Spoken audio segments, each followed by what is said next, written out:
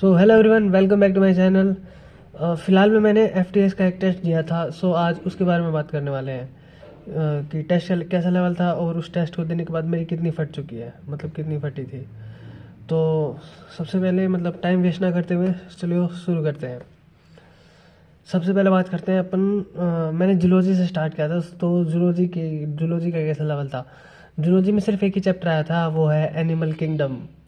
Animal kingdom से वैसे ही सबकी फटी पड़ी रहती है, सो उसके बारे में मुझे कुछ बताने की ज़रूरत नहीं कि उसका लेवल कैसा होगा। बट ऐसा कुछ खास मुश्किल था नहीं एनिमल किंगडम। इजी से थोड़ा इजी और मॉडरेट के बीच में ही थी, ना ज़्यादा टफ थी ना ज़्यादा इजी थी। बट बड़ा चैप्टर है और इसमें एग्जांपल्स बहुत ज़्यादा है और फीचर्स वगैरह ज़्यादा रहते हैं, सो याद करने में दिक्कत होती है। और 45 के 45 सवाल इसी पर थे, इसी चैप्टर से थे, तो ऑब्वियसली थोड़ा टफ तो लग ही रहा था। बट ओवरऑल टफ नहीं था, मॉडरेट था। ये इसके मॉडरेट कह सकते हैं, ना इजी था ना टफ था, मॉडरेट था।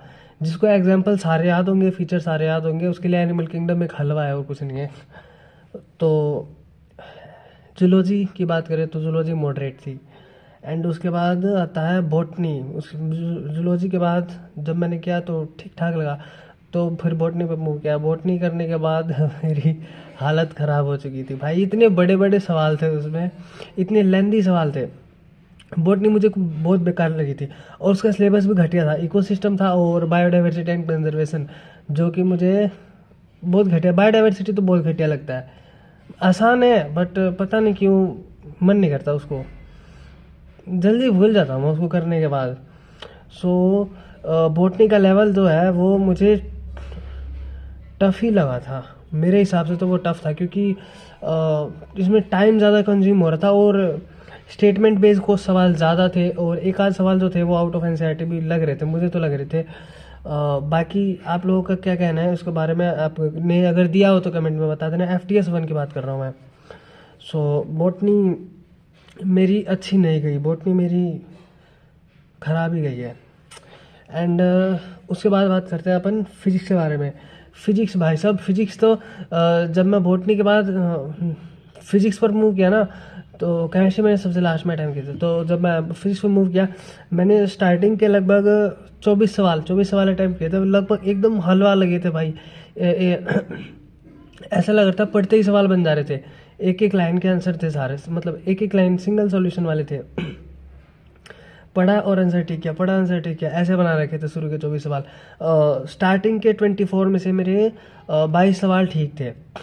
तो और उसके बाद जैसे ही 25वां सवाल पे कदम रखा मैंने, 25 से लेकर 45 तक, ये 20 सवाल में मैं बहुत बुरी तरह फटी थी इन 20 सवालों में। और यहीं से फिजिक्स का डाउनफॉल शुरू हो गया, क्योंकि यहाँ से टफ सवाल डाल रखे थे इन्होंने।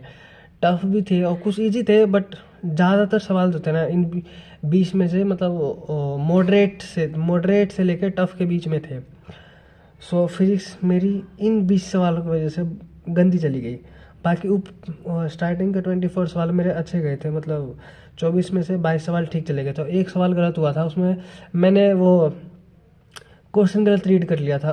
उसमें लिखा हुआ था इनवैलिड और मैंने उसको वैलिड पढ़ लिया। वो क्या कहते हैं, यूनिट एंड डायमेंशन का था ना, कि दो फिजिकल क्वांटिटी को हम क्या कर सकते हैं, मल्टीप्लाई कर सकते हैं, ऐड कर सकते हैं। वो वाला सवाल अगर किया हो तो आपको ध्यान होगा। वो वाला मैंने इनवैलिड की जगह वैलिड पढ़ लिया, सो मेरा वो गलत हो गया। और एक और जो था उसमें मैंने इसीलिए मिस्टेक कर दी थी। और 25 से लेकर 45 के बीच में तो भाई साहब क्या बताऊँ, एक सवाल कर रहा था दूसरा गलत जा रहा था, एक कर रहा था दूसरा गलत जा रहा था, ये चल रहा था मेरा। और इसके बाद केमिस्ट्री पे मूव को बाहर मूव यार सॉरी। तो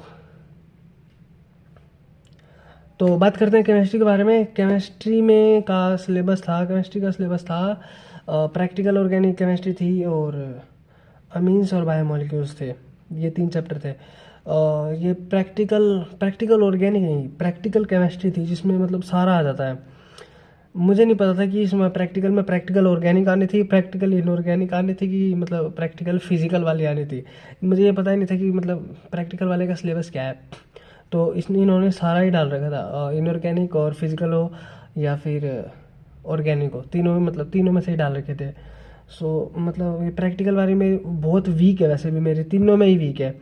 सोल्ट एनालिसिस वीक है, और क्वांटिटेटिव क्वालिटेटिव ये तो बकवास ही लगते हैं, क्योंकि इनमें जो कैलकुलेशन आती है वो भी घटिया थी, मतलब आती है जो सवाल वो बहुत बेकार लगते हैं उनकी, मतलब लेंथ फॉर्मूले भी एटवट, मतलब कैलकुलेशन इनकी काफ़ी बढ़ी जाती है। बट खैर इस वाले टेस्ट में तो इनका सवाल आया नहीं था, बेसिकली सोल्ट एनालिसिस से ज़्यादा थे और सरफेस केमिस्ट्री से थे, फिजिकल वाले पोर्शन से। तो लायोफिलिक लाइफोबिक वो भी मैंने नहीं पढ़ा हुआ था, सो ये सवाल मेरे का मतलब प्रैक्टिकल वाले मेरे सवाल गलत ही गए हैं लगभग। इसके अलावा बायोमोलिक्यूल और अमीन्स के सवाल थोड़े ठीक चले गए, बट प्रैक्टिकल वाले ज़्यादा क्वेश्चंस थे तो मेरे मार्क्स इसमें काफ़ी डाउन चले गए। सो ये था एफटीएस का रिव्यू। मार्क्स बताऊं क्या बताऊं या नहीं बताऊं, बताने लायक है नहीं वैसे, नहीं बताते हैं। एनीवे सो बस यही था एफटीएस के बारे में। आपका कैसा, मतलब कितने स्कोर किया आपने, कमेंट में ज़रूर बताइए।